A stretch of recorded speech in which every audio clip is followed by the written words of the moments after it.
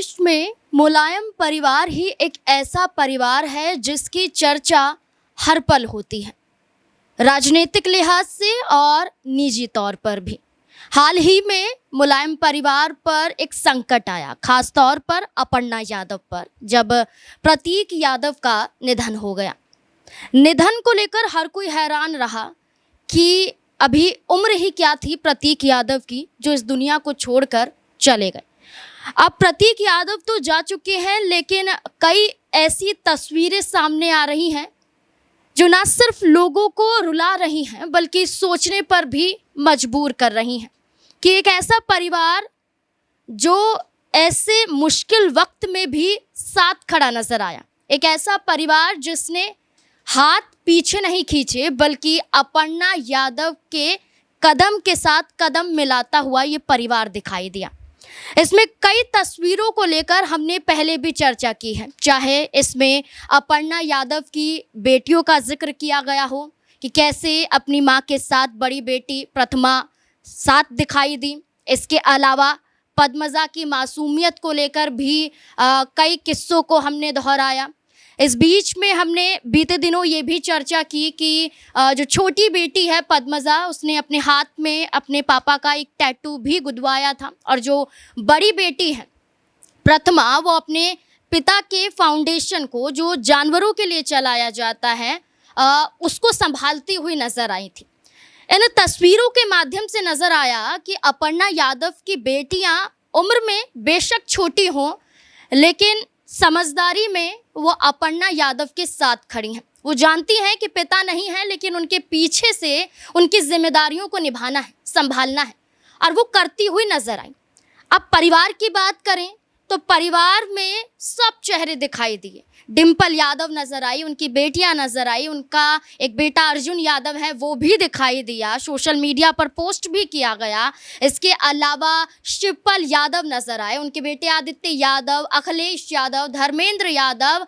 हर वो चेहरा जो यादव परिवार से जुड़ा हुआ है वो अपर्णा यादव के इस दुख की घड़ी में साथ नजर आए। अब चर्चा हो रही है यहाँ पर शिवपाल यादव और उनकी पत्नी सरला यादव की। जहां आप तस्वीर देख रहे हैं, ये दो तस्वीर आपको स्क्रीन पर दिखाई दे रही है। एक तस्वीर आपको नई दिखाई दे रही है और एक कुछ साल पहले की तस्वीर है।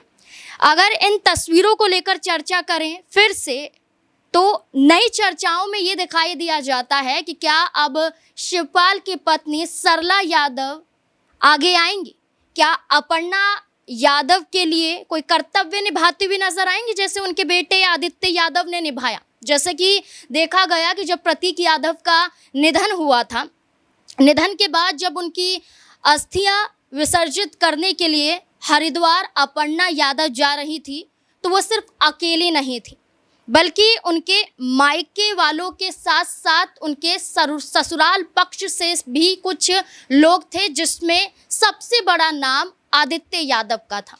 आदित्य यादव ने जिम्मेदारी निभाई, हरिद्वार पहुंचे, अस्थियां विसर्जित की प्रतीक यादव की। उसी दौरान उनकी छोटी बेटी पद्मजा वहां रोती हुई नजर आती है, अपने पापा को याद करती हुई दिखाई देती है। उस दौरान आदित्य यादव खुद आगे से कहते हैं कि परेशान होने की ज़रूरत नहीं है, रोने की ज़रूरत नहीं है, अपने आप को अकेला महसूस करने की ज़रूरत नहीं है, हम आपके साथ खड़े हैं, मैं आपके साथ हूँ और आपके साथ ही रहूँगा। ये शब्द आदित्य यादव के थे। उन्होंने बताया कि प्रतीक यादव के जाने के बाद आपको कोई अकेला नहीं छोड़ेगा। अब आदित्य यादव ने जिम्मेदारी निभाई। शिवपाल यादव को भी हमने अखिलेश यादव के साथ इस घड़ी में साथ देखा। अपर्णा यादव के आवास पर पहुंचे थे, आशीर्वाद देते हुए नजर आए थे। लेकिन अब यहाँ पर चर्चा हो रही है कि शिवपाल यादव दिखाई दिए, उनके बेटे आदित्य यादव दिखाई दिए, यादव परिवार के हर चेहरे नजर आए, लेकिन शिवपाल यादव की पत्नी सरला यादव कहाँ गायब है। अब पुरानी तस्वीर पर नजर डालते हैं। ये वही तस्वीर है जब अपर्णा यादव शिवपाल यादव के आवास पर पहुंचती है। किस सिलसिले में पहुंचती है? जब सरकार की तरफ से, उत्तर प्रदेश सरकार की तरफ से उन्हें यूपी महिला आयोग का उपाध्यक्ष बनाया जाता है।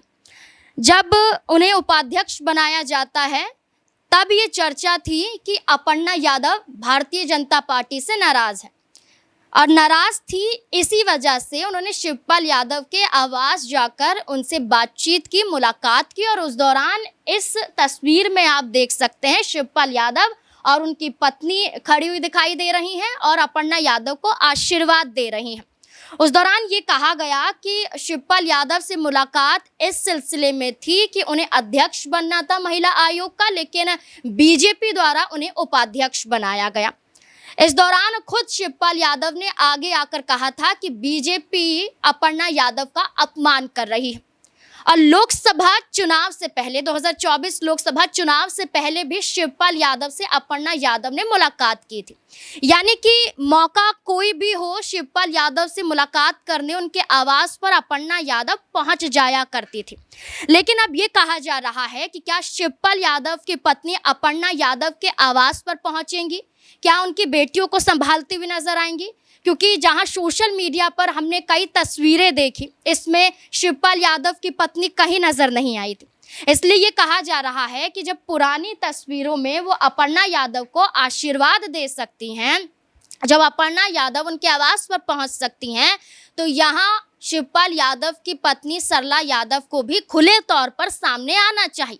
अब राजनीतिक लिहाज से बात करें तो चर्चा आधी इसमें राजनीतिक तौर पर ही थी। जब उपाध्यक्ष बनी तो मुलाकात हुई और इसी सिलसिले में कहा गया, खुद शिवपाल यादव ने कहा था कि मुलायम सिंह यादव के परिवार की बहू अपर्णा यादव, जिनमें हमारे संस्कार अभी भी बरकरार हैं, बीजेपी उनको उस तरह से नवाज नहीं रही है। जो पद उन्हें मिलना चाहिए था वो पद नहीं मिल रहा है।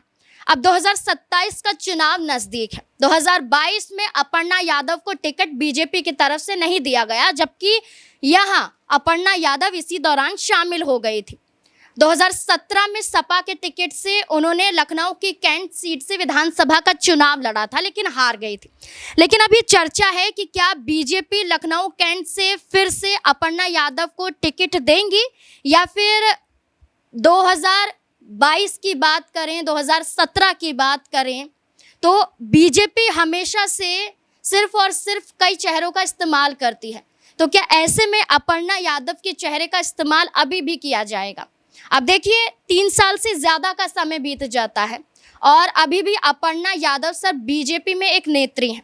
अभी माना जा रहा है कि जब शिवपाल यादव खुले तौर पर आ सकते हैं, आदित्य यादव खुले तौर पर आ सकते हैं, तो क्या अब उनकी पत्नी सरला यादव भी खुले तौर पर आएंगी?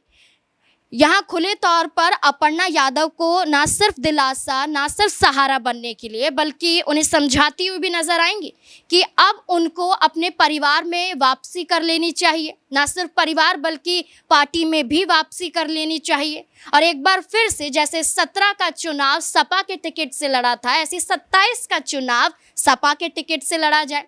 बीजेपी चाहती तो 22 में टिकट दे सकती थी। बीजेपी चाहती तो ना सिर्फ 22 बल्कि 2024 में भी टिकट दे सकती थी। बीजेपी चाहती तो राज्यसभा चुनाव में भी उतार सकती थी। बीजेपी चाहती तो उपचुनाव में भी अपर्णा यादव को उतार सकती थी, लेकिन बीजेपी ने ऐसा नहीं किया।